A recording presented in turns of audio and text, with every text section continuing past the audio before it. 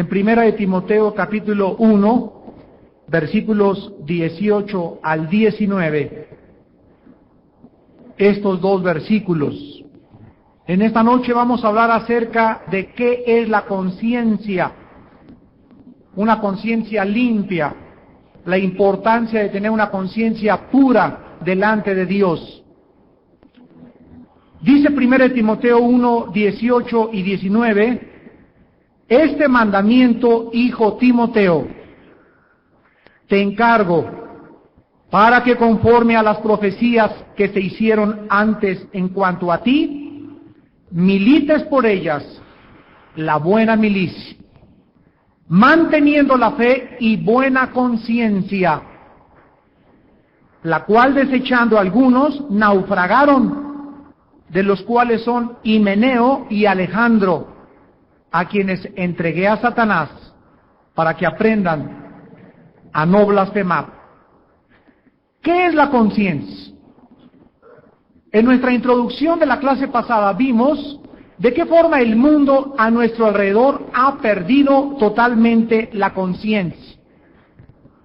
Nos hemos dado cuenta a través de los programas de televisión la forma como reaccionan los políticos, los artistas de cine, las grandes estrellas del glamour y del jet set, que verdaderamente la conciencia que estamos comenzando a estudiar está siendo aniquilada, muerta, matada, cauterizada por la raza humana.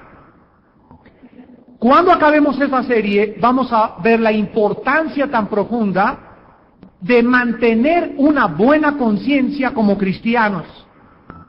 Porque los psicópatas, los asesinos, los mentirosos patológicos y otras personas que parecen no tener ningún sentido moral, son ejemplos de personas que han arruinado, desensibilizado y matado sus conciencias. Estas personas pecan sin escrúpulos. Estas personas violan las leyes de Dios abierta y públicamente. Y cuando se acuestan en la noche, sus conciencias no les perturban el sueño, porque son personas condenadas ya bajo un juicio de Dios. ¿Por qué es tan esencial en la vida cristiana mantener una buena conciencia? El apóstol Pablo le está advirtiendo a Timoteo que le enviaba a la batalla con dos armas: la fe y una buena conciencia. Pero también se lamentaba que estas dos armas, y que por falta de no tener una buena conciencia, muchos van a apostatar, van a naufragar en cuanto a la fe. Es como si en el momento en que tú ya no le haces caso a tu conciencia, tu barco comienza a ser azotado por vientos y te diriges a tu propia destrucción. Lo que nos puede mantener rumbo a nuestro destino final, lo que mantiene que nuestro barco mantenga el timón y pueda ser dirigido a un lugar seguro, es mantener la buena conciencia. ¿Qué cosa es una buena conciencia? ¿Qué cosa es mantener una conciencia limpia? ¿Cuáles son las actitudes para poder mantener una buena conciencia? Lo vamos a estudiar a continuación. Vamos a comenzar con la buena conciencia. Una buena conciencia es tener una conciencia sana y saludable, sin ofensas hacia Dios y hacia los hombres. Es mantener en nuestra vida cristiana una conciencia limpia de cualquier acusación para poder enfrentar las tormentas de la persecución. En Hechos 23:1, el apóstol Pablo dijo: yo con toda buena conciencia he vivido delante de Dios. También Pablo le dice a Timoteo que la meta de la vida cristiana es el amor verdadero, nacido de un corazón limpio y de una buena conciencia. 1 Timoteo 1:5. El apóstol Pedro mandó que los cristianos que vivían bajo la persecución tuvieran una buena conciencia, para que en lo que murmuraban de ellos, de malhechores, fueran avergonzados por su buena conducta. Primera de Pedro 3:16. La palabra buena en el griego es la palabra griega agathos, y tiene una aplicación y un espectro de significado muy amplio. La meta de una buena conciencia se resume en la palabra griega apróskopos, que se tradujo libre de ofensa en Hechos 24:16, cuando Pablo dice: procuro siempre vivir con una buena conciencia, sin ofensa ante Dios y ante los hombres. La conciencia en el griego es la palabra suneidesis, y en el latín es una palabra compuesta de un prefijo y de otra palabra, que es con, que significa dentro, y ciencia, que significa conocimiento, con gnosis. En el latín, el significado de la palabra conciencia significa que dentro de nosotros, los seres humanos, traemos un conocimiento interior que las personas que jamás han visto la Biblia, como los salvajes, las tribus, los africanos, los aztecas, los náhuatl, los aucas, los jíbaros, no importa qué estado de barbarie el hombre se encuentre, el hombre sabe en su interior, en un conocimiento que la Biblia nos revela, que lo puso Dios, que matar es malo. Los más grandes salvajes y las tribus más incultas y que existen en el planeta Tierra, en la historia, han sabido que matar es malo, que robar es malo, que quitarle la mujer a otro hombre es malo. Y estas cosas que nos diferencian de los animales, pues los animales matan instintivamente. El león de la selva no le quita la leona a su compadre, ni tampoco mata a un venadito porque le diga, me caes gordo, sino cuando los animales matan en la selva o llegan al crimen, ¿verdad?, con una palabra sofisticada, no están haciéndolo movidos por celos, por odio o por venganza, sino simplemente por sus instintos.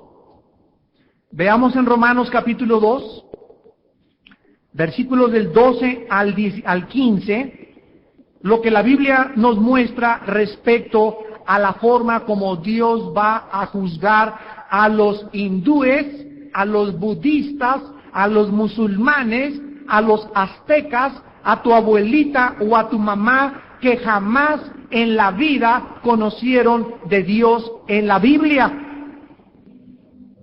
Porque hay muchas personas que preguntan, bueno, ustedes los cristianos dicen que solo Cristo salva y que a través de Cristo vamos a ir al cielo, pero ¿qué de las personas que nunca han conocido de la Biblia? ¿Qué de las personas que no tuvieron la oportunidad que tú y yo tuvimos? Y esta es una pregunta válida y merece una respuesta adecuada. Dice en Romanos 2, versículo 12, porque todos los que sin ley han pecado, ¿qué es la ley aquí? El conocimiento de la voluntad de Dios en la Biblia. Todos los que sin ley han pecado, aquí está un grupo de gentes. Los que sin la Biblia han pecado, han robado, han matado, han adulterado, sin conocer la palabra de Dios. Dice la Biblia, sin la ley serán juzgados. O sea, la Biblia no los va a juzgar a este grupo de personas. Pero obsérvenlo bien, pero todos los que bajo la ley han pecado, aquí está, todos los que bajo la Biblia, los que conocían la Biblia, los que leían la Biblia y pecaron, ¿quién los va a juzgar? Bajo la ley serán juzgados. Hasta aquí vamos bien. Hay dos grupos de personas, los que han hecho muchas cosas malas sin conocer la Biblia y los que han hecho muchas cosas malas conociendo la Biblia. Vamos a ver quién es juzgado más fuertemente. Versículo 15, versículo 14, perdón. Versículo 13, perdón. Porque no son los oidores de la ley los justos ante Dios, sino los hacedores de la ley serán justificados. Aquí nos muestra que hay un grupo de personas, los que están bajo la Biblia, que conocen los mandamientos de Dios, conocen cómo deben de tratar a su esposa, conocen que deben darle devocionales a sus hijos, que deben de pagar impuestos, que deben hacerlo bien, y oyen, y oyen, y oyen, pero no hacen. Y el otro grupo que no ha oído nada de lo que tú has oído. y que no saben realmente lo que tienen que hacer, ellos hacen cosas que tú deberías hacer. Versículo 14. Porque cuando los gentiles, que no tienen ley, o sea, aquí estamos hablando del grupo de personas que no conocen la ley, la voluntad revelada de Dios. Y miren ustedes cómo ellos actúan en su corazón. Hacen por naturaleza lo que es de la ley. O sea, la ley dice, no matarás, y nadie les ha dicho a ellos los 10 mandamientos.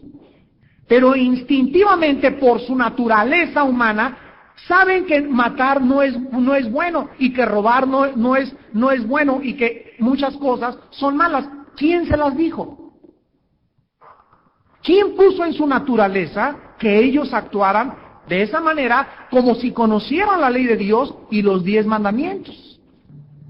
Dice el versículo 14, estos, aunque no tengan ley, son ley para sí mismos. Vean ustedes entonces que hay 2 tipos de leyes que Dios le ha dado al ser humano. Número 1, dice el versículo 15, mostrando la obra de la ley escrita en sus corazones.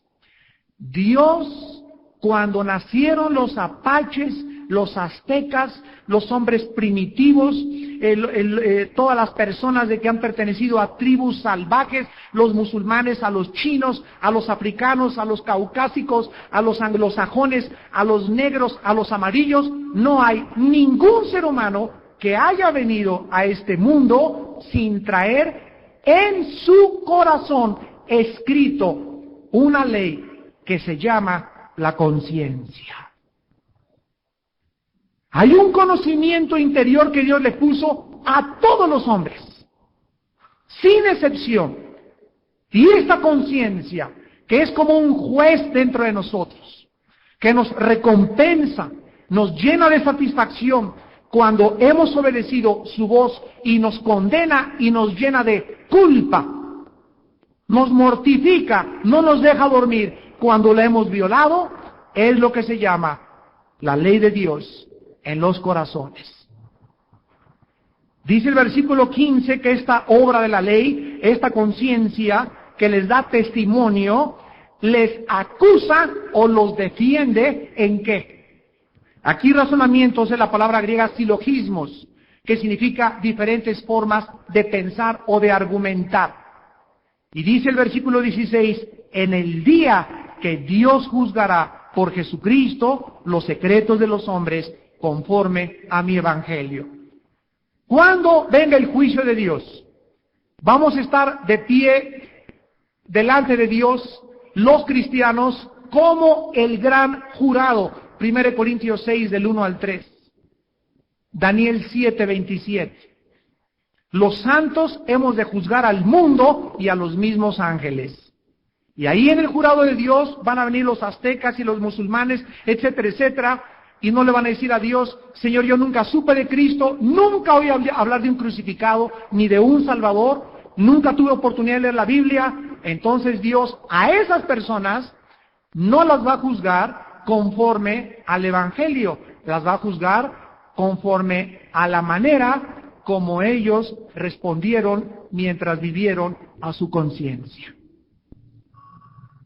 Y como ninguno de nosotros sabe, yo me acuerdo de mi padre fue franciscano y era muy devoto de la Virgen y era un hombre religioso sincero. Nunca me acuerdo que haya habido una Biblia en la casa, a él le enseñaron eso, él siguió su religión y se murió. La Biblia me dice, a tu papá no lo juzgues, ni lo condenes, ni tampoco lo salves. ¿Por qué? Porque tu papá tenía, ¿qué dice el versículo 16 de Romanos 2? Secretos. Que ni su esposa, ni mi mamá, ni su mamá de él, ni su papá, ni el perro, ni nadie sabe realmente ni conoce el corazón.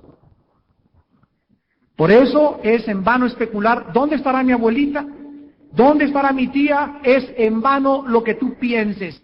Dios no va a condenar a nadie, porque en el día del juicio hay tantas gentes que violaron su conciencia y que no obedecieron a su conciencia y en la forma en cómo ellos operaron, que solo Dios conoce los secretos de los hombres, Dios, el juez que escudriña y conoce el corazón, podrá emitir el juicio final. Esta conciencia, pues, que tienen los que no son cristianos, y que cuando recibes a Cristo despierta mucho, mucho más y se sensibiliza 500,000 veces más que una persona que no es cristiana, es esa voz dentro de nosotros la que la Biblia nos manda que mantengamos sensible. Que tengas cuidado cada noche de acostarte teniendo algo contra alguien. Que tengas una semana en que no le has pedido perdón a alguien. Que tengas mucho cuidado porque estás en un grande peligro cuando tengas deudas y no las pagues. Porque al no pagar las deudas, al no pagarle a Dios lo que merece, al no pedirle perdón a tu esposa o a tu esposo o a tus padres, hace que la conciencia se desensibilice poco a poco. Y llega el momento en que la Biblia habla, lo vamos a ver más adelante, de conciencias cauterizadas, de conciencias débiles, de conciencias que se pueden contaminar. La Biblia cubre una enseñanza muy grande respecto a la conciencia. Esto significa que en la vida cristiana, Romanos 14:21, en la vida cristiana, dice la palabra de Dios, bueno es no comer carne, ni beber vino, ni nada en que tu hermano, ¿qué cosa? Lo tropieces, lo ofendas o lo debilites. Entonces, siempre que nosotros vayamos a hacer algo, por ejemplo, hay mucha discrepancia respecto al uso del vino. Y muchas veces hay predicadores que enseñan que el vino es pecado, y otros que Dios le dijo a Pablo mediante el Espíritu Santo que Timoteo usara vino para sus constantes enfermedades del estómago. Entonces en la Biblia hay conceptos que necesitamos la conciencia y el discernimiento para poder entender claramente qué es lo que Dios nos está diciendo. Y en la Biblia efectivamente se dice que los líderes no usen mucho vino, lo que implica que pueden usar vino. Que el vino se puede usar con fines estomacales, pero que no debe abusarse de él. Y tú te vas a Europa y todo el mundo allá usa vino, y comen con vino y cenan con vino. Aquí es otra cultura en México. Entonces yo voy a Europa a una casa y me invitan una copa de vino, pero yo sé que fui alcohólico, por ejemplo. Y que si me tomo una cerveza o una copa, no van a ser una o dos, sino que va a destaparme dentro de mí y a provocar que siga tomando, o me puede ser una trampa para seguir tomando, entonces ni una sola copa me tomo. Hay muchos cristianos, predicadores, grandes hombres de Dios, que usan vino y comen con vino y toman una o dos.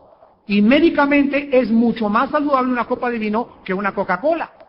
Porque el vino mata el colesterol y evita las grasas y hace la digestión con las carnes. Entonces no es el pecado la copa, sino que tú delante de Dios eres responsable en tu conciencia para saber lo que estás haciendo. ¿Qué significa esto? Que hay personas que sí les es permitido y hay personas que no pueden permitirse ello, porque todo nos es permitido, todo, pero no todo nos conviene. Entonces la pregunta no es si puedo o no puedo tomar vino, la pregunta es si me es permitido o si al tomar esa copa o esa cerveza no estoy tropezando a uno de mis hermanos. Esta es la pregunta que debemos hacer.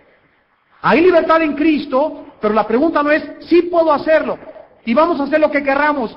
Bueno, esta libertad que tenemos en Cristo y sí lo podemos hacer, pero la pregunta es si lo podemos hacer, no si existe el permiso. El permiso existe, pero no todo nos conviene. Ojalá que el Espíritu Santo me ayude a transmitirles estas verdades y ustedes las comprendan y las asimilen.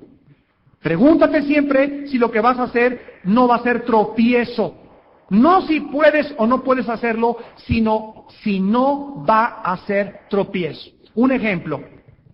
Vayamos a 1 Corintios capítulo 14, donde encontramos la regularización del don de lenguas. Y en Corintios 14 se nos muestran diferentes maneras de operar en lenguas. Uno es en tu casa, y dice el apóstol Pablo, ahí en tu casa, si tú hablas en lenguas, pídele a Dios que te diga lo que estás diciendo, pide la interpretación.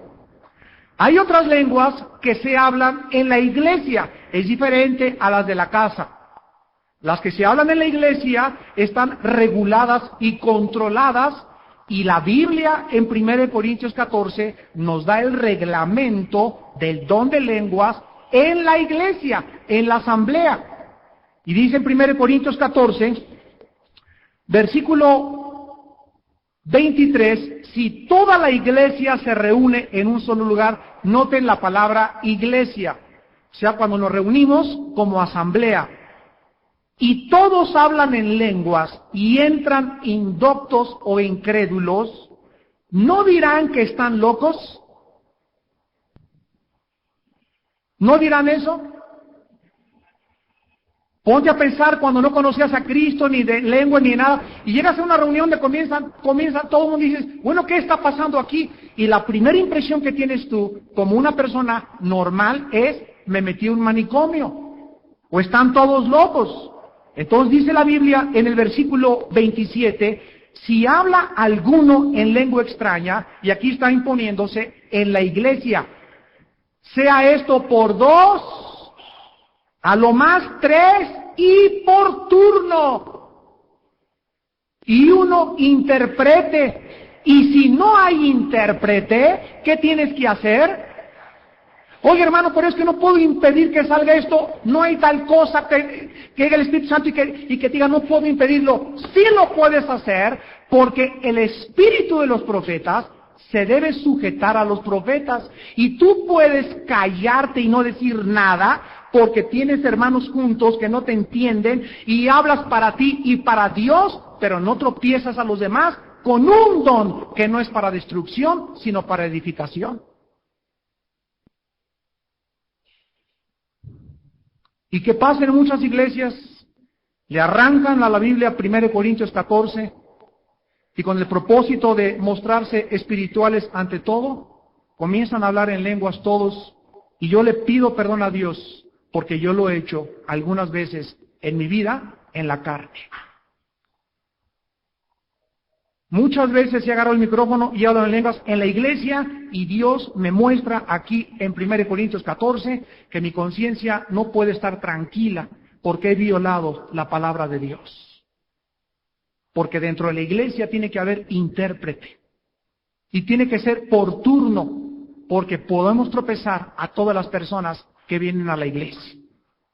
Dice la Biblia en el versículo 29 que los profetas hablen 2 o 3 y los demás juzguen. Los líderes tenemos la obligación delante de Dios de juzgar qué está pasando en la iglesia. Y Dios nos hace responsables a nosotros. Y tenemos que, cuando hay algo que viola la palabra de Dios, pararlo. O mandar, por favor, a esa persona. Como decía el hermano John Wimber, que es el originador del movimiento de la viña. De un movimiento que ahorita en una iglesia en Canadá, en Toronto, están con lo de la risa santa, así le llaman. Dice el hermano John Wimber, en mis predicaciones, cuando yo oigo que alguien se está riendo, lo mando que lo saquen. Y él comenzó el movimiento de la risa.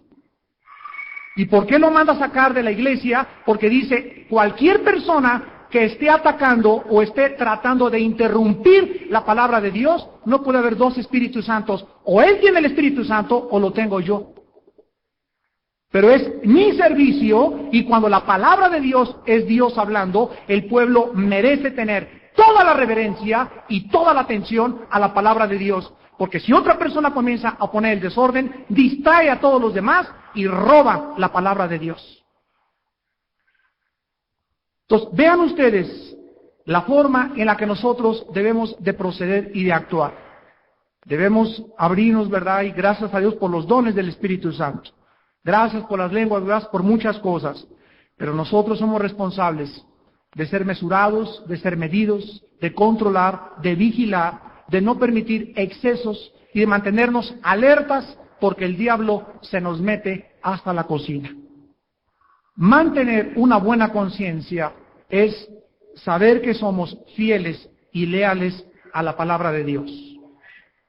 Una persona me puede decir que él pasó esto o experimentó aquello o que aquella iglesia están haciendo esto o aquello. A mí no me importa lo que ellos experimenten. A mí me interesa si la Biblia me dice que está bien.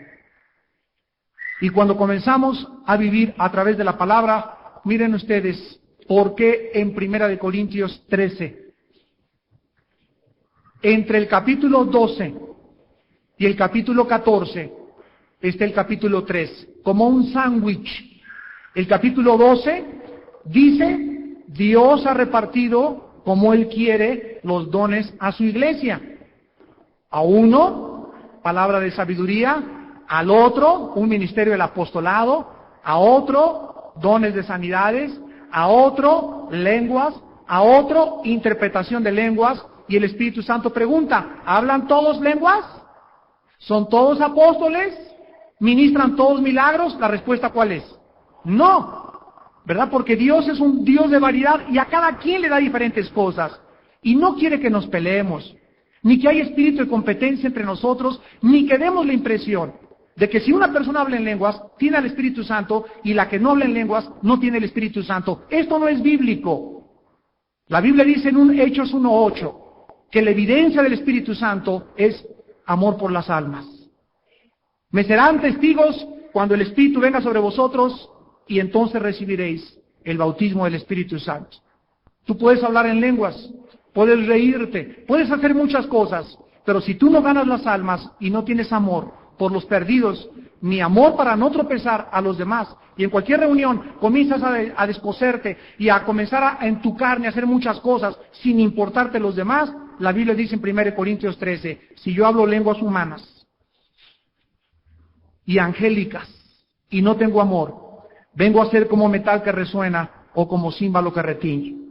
Si yo tengo profecía y entiendo todos los misterios y todo el conocimiento de la Biblia y tengo toda la fe, de tal manera que hasta los montes traslado, vean ustedes el poder de la fe, y no tengo amor, nada soy.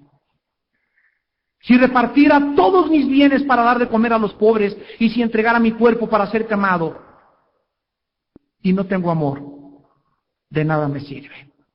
¿Qué es, pues, lo que Dios busca en nuestras vidas?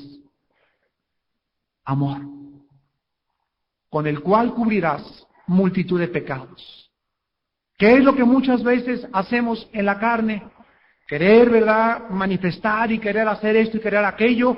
Y hay muchas cosas que sí son de Dios y hay otras cosas que no son de Dios, pero eso no tiene la menor importancia. La importancia es tener amor por los perdidos. Que en tu corazón arda un fuego que te consuma de hablar de Cristo al elevadorista, al tendero, al lechero, a la persona que va a tu casa, a cualquier persona donde vas, al elevadorista, le hablas de Cristo. Ese cristiano está lleno del Espíritu Santo.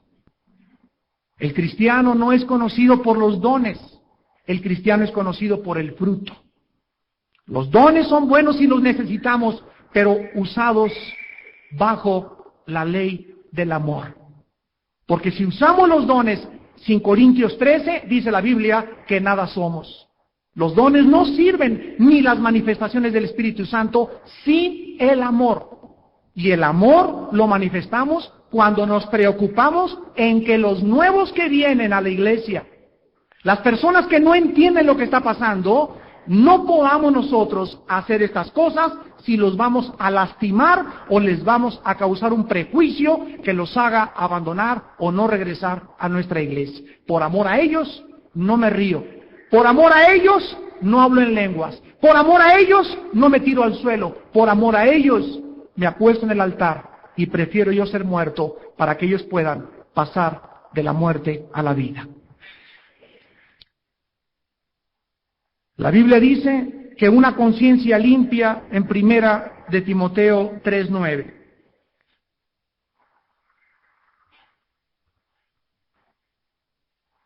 1 Timoteo 3, 8 y 9. Los diáconos deben asimismo ser honestos, sin doblez, no dados, aquí está, a mucho vino, no codiciosos de ganancias deshonestas, que guarden el ministerio de la fe, ¿con qué? Con limpia conciencia. Los diáconos o los ayudantes de los pastores o los coordinadores deben guardar el misterio y deben de servir a Dios con una conciencia limpia. En 2 Timoteo 1:3, Pablo testificó que él sirvió a Dios con una conciencia limpia. La palabra limpia es la palabra griega kataros, con K, que significa purgada, sin mancha, sin contaminación, sin nada que le ensucie. Una conciencia limpia es algo que no te acusa antes de acostarte y que puedes decirle a Dios: en paz me acostaré y asimismo dormiré, porque solo tú me haces vivir confiado. Padre, no tengo nadie contra nadie, no le debo nada a nadie, he vivido una vida recta delante de Dios. La gente puede decir muchas cosas de mí, pero mi conciencia delante de ti está en paz y está en tranquilidad, porque solo Dios nos puede dar esa paz que sobrepasa todo entendimiento. Una conciencia limpia, entonces, es importante mantenerla, porque es vivir con tranquilidad. Es vivir con la seguridad de que nadie te va a decir con el dedo: mañana págame lo que me debes. Ya me debes 2 letras atrasadas. Tú tienes que acostarte con esta conciencia de que no has ofendido ni que le has hecho un mal a nadie, y que si lo hiciste, ya pediste perdón. En 1984, un jet de Avianca se estrelló.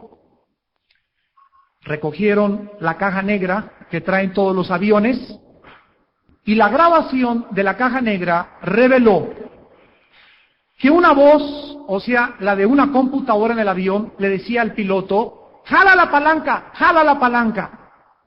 El piloto, pensando que el sistema computarizado del avión estaba fallando, no le hizo caso a esta voz y desconectó el sistema. Y entonces el avión se estrelló. Esta historia es como una parábola de la manera en que nosotros debemos de tratar con las advertencias que la conciencia nos dicta a nuestro corazón. Los sentimientos de culpa deben ser tratados con la forma de la Biblia y no equivocados, porque si tú desconectas tu conciencia, y ya tienes 4 días, una semana que tu conciencia te dice: no salgas con ese muchacho, no hagas ese negocio, y no tienes paz al respecto. Si no hay paz, no lo hagas, nunca, porque violas tu conciencia. Hay algo de repente que tu esposa te dice: es que ese negocio que vas a hacer, no tengo paz al respecto, o vas a tomar una decisión y no estás totalmente seguro, no lo hagas. No salgas con ese muchacho, no salgas con esa muchacha, hasta que delante de Dios tengas paz, tranquilidad, confianza, seguridad de que es Dios el que está diciendo: ese muchacho, esa muchacha, quiero que comiences a tratarlo, porque va a ser el futuro padre de tus hijos, la futura madre de tus hijas. Mientras tú no tengas esa paz y esa conciencia sensible al Espíritu Santo, te vas a desviar del camino. En lugar de que nosotros, como el piloto de Avianca en 1984, desconectemos el sistema, que es lo más grande que Dios nos ha dado para mantenernos navegando en aguas tranquilas, que es la conciencia, debemos reaccionar cuando la Biblia nos muestra y nos grita el Espíritu Santo: jala la palanca, jala la palanca. No sigas saliendo con esa mujer, no sigas saliendo con esa mujer, no sigas saliendo con esa mujer, no sigas saliendo con esa mujer. Dios comienza diciéndote y te murmura despacito: no salgas con esa mujer. Y tú, después Dios te dice: no salgas con esa mujer, no salgas con esa mujer. no salgas con esa mujer. Y cuando Dios ruge como león, vayamos al libro de Oseas, en el Antiguo Testamento, es porque ya Dios te está hablando a través de un accidente, a través de una enfermedad, a través de algo que te haga reaccionar y que te sacuda ante la voz de la conciencia. En Oseas 5, le dice Dios a Israel, versículo 12, seré como polilla de Efraín y como carcoma la casa de Judá. Verá Efraín su enfermedad y Judá su llaga. Irá entonces Efraín a Siria y enviará al rey Jareb, mas él no os podrá sanar ni os curará la llaga. Porque yo seré como león a Efraín y como cachorro de león a la casa de Judá. Yo arrebataré y me iré, tomaré y no habrá quien liberte. Vean ustedes cómo opera Dios. Primero como polilla. ¿Cómo operan las polillas? Se comienzan a meter en la madera y se meten todas por acá. Y tú llegas a tu casa y ves tu ropero y ves tu casa como si nada, no tiene nada. Pero por dentro ha comenzado a ser minada. Comienza a huecarse por dentro. Y entonces, si esa persona no oye primero el susurro de Dios, dice Dios, seré como león. Y Dios ruge y te grita a través de algo tremendo que le suceda a tu vida. Alguna enfermedad, algún accidente, alguna desgracia, alguna pérdida que te cimbre y que te ubique y que te haga reflexionar como el hijo pródigo. Y que digas en ese estado, Dios mío, he desperdiciado mi vida. Tal vez en la cárcel vas a darte cuenta qué maravilla de mujer tenías. Tal vez en la cárcel vas a darte cuenta que era maravilloso haber pasado con tus hijos los fines de semana y por la ambición de tu dinero sacrificaste los domingos y ni a tus hijos les dedicaste el tiempo que les merecías dedicar. Tal vez en la cárcel puedas decir, Dios mío, pero qué tonto he sido, y ahí puedas realmente entrar en conciencia. Dice el versículo 15 de una forma maravillosa, que cuando Dios hace esto, dice Dios, andaré y volveré a mi lugar. La palabra volverse, shuv, en el hebreo, SHV chica, significa regresarse en un ángulo de 180 grados. Es la palabra para arrepentimiento. O sea, Dios dice, estoy tratando con Juan, Juan no me ha oído, le rugí como león, entonces Dios se vuelve y camina en sentido contrario a tu vida. Esto quiere decir que Dios te abandona a tu pecado. Juan, te he dicho muchas veces que no andes con esa mujer que no es tu esposa, y tú insististe, ahogaste la voz de tu conciencia, y Dios te dice, entonces te entrego y te dejo, haz con ella lo que quieras. Dice el versículo 15, hasta, esta palabra hasta es preciosa, porque nos dice la Biblia que Dios le deja siempre a sus hijos la puerta abierta.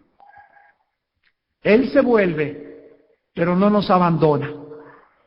Nos dice hasta, o sea, hay esperanza para ese pecador que reconozcan su pecado.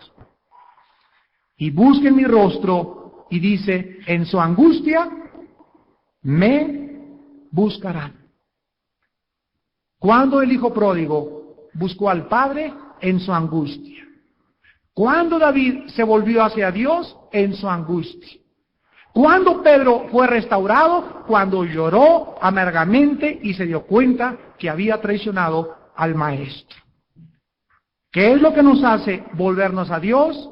La voz de nuestra conciencia o alguna cosa grave y peligrosa que Dios envíe a nuestra vida. Y para acabar, en el Antiguo Testamento, la palabra conciencia, esto es tremendo. Es la palabra hebrea lev, L de Lalo, E de Enrique, B de burro, lev. Y esta palabra se traduce el 80% de las veces corazón en el Antiguo Testamento. ¿Por qué? Porque para los hebreos la conciencia está tan centrada en el alma humana que los hebreos no hallaban distinción entre el corazón y entre la conciencia. Por ejemplo, cuando dice la Biblia en Éxodo 8:15 que Faraón endureció su corazón, significa que el Faraón cauterizó o mató su conciencia delante de Dios. Cuando la Biblia nos habla en 2 de Crónicas 34:27 de un corazón conmovido, nos habla de una conciencia sensible. Los rectos de corazón, Salmo 7:10, son aquellos que tienen limpia conciencia.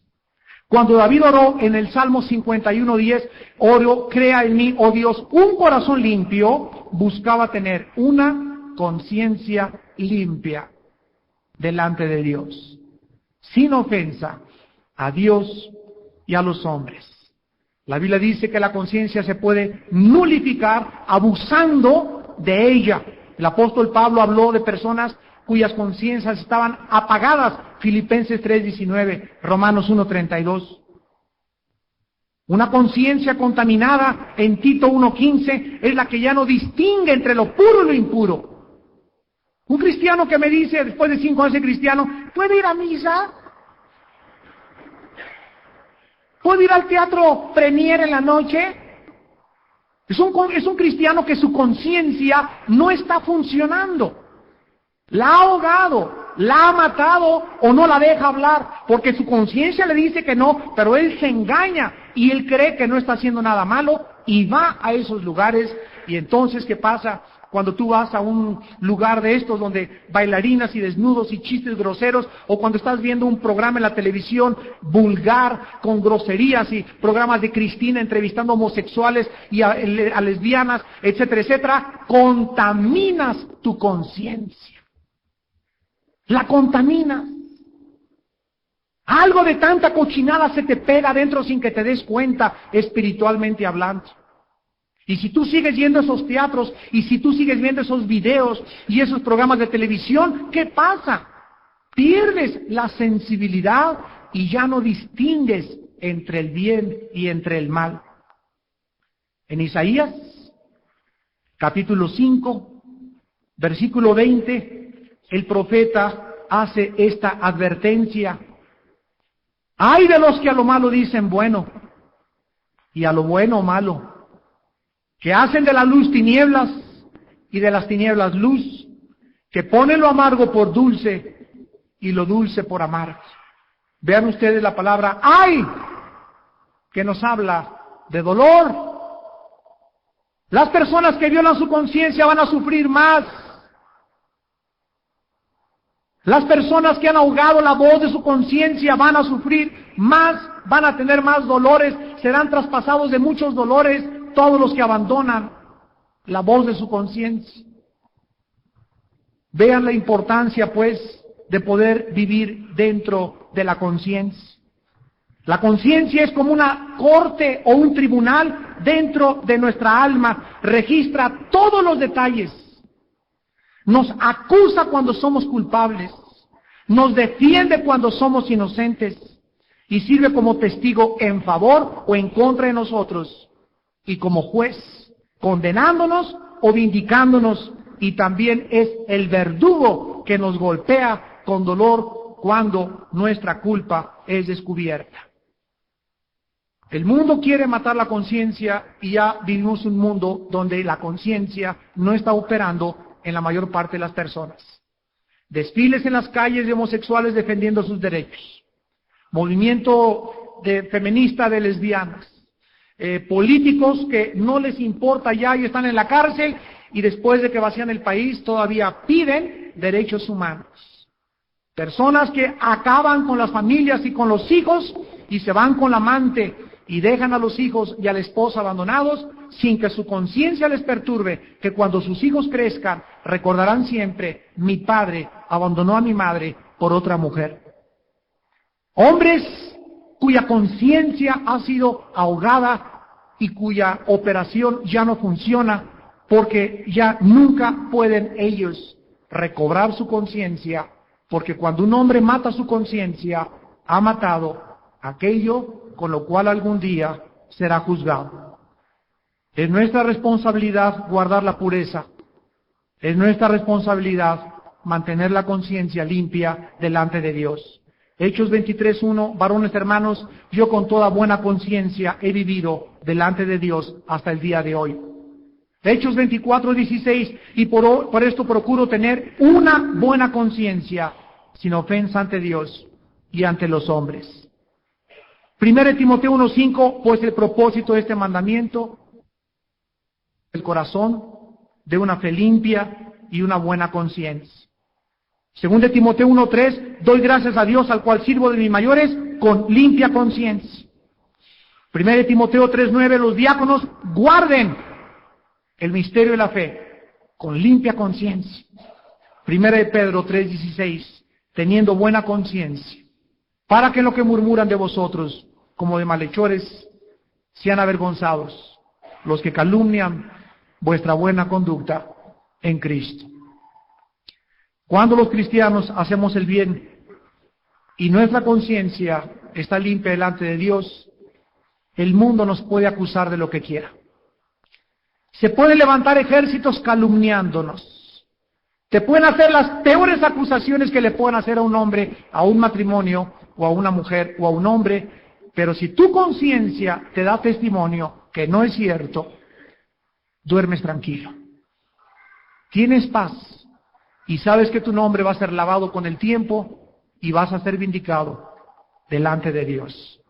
De ahí la importancia de mantener una buena conciencia. Señor, te damos gracias en esta noche por tu palabra, por la vida de Jesucristo, por el ejemplo que nos dejó para seguir sus pisadas. Te damos gracias, Señor, porque una y otra vez nos recuerdas en tu santa palabra cuál es nuestra prioridad como iglesia, como familias y como cristianos. La principal prioridad por la cual hemos nacido, por la cual vivimos y por la cual moriremos es primero conocerte.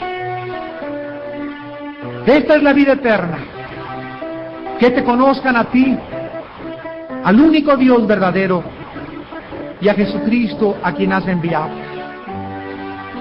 Y después de que te conozcamos, nos ordenas la principal actividad en la cual la iglesia debe involucrarse, ir y predicar el Evangelio, ganar las almas y traerlas aquí a la iglesia para ser los discípulos, para darles fundamentos, para enseñarles qué es la vida cristiana, para que te conozcan, para ser Timoteos, hombres y mujeres con buenas conciencias, que entiendan qué es el cristianismo, los sufrimientos del cristianismo y el precio por vivir delante de ti con una buena conciencia.